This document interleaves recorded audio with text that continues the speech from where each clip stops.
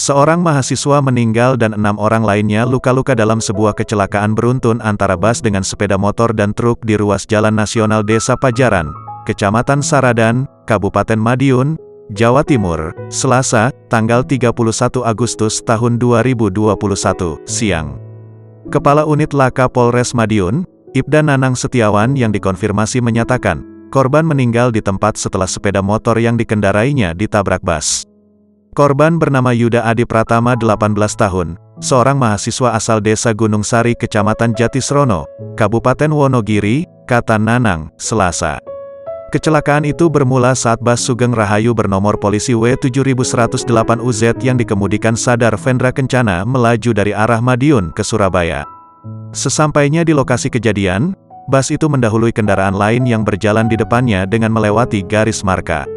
Tak lama kemudian, bus bertabrakan dengan sepeda motor Honda Supra bernomor polisi AD 4655PI yang dikemudikan korban dari berlawanan arah. Usai menabrak sepeda motor, pengemudi lalu banting setir ke kiri dan menabrak truk yang tengah parkir. Selain korban meninggal, 5 penumpang bus dan sopir dilaporkan mengalami luka-luka. Nanang mengatakan, kecelakaan itu dipicu kelalaian pengemudi bus. Kasus kecelakaan ini sementara ditangani Satlantas Polres Madiun. Bus dan pengemudi diamankan untuk kepentingan penyelidikan.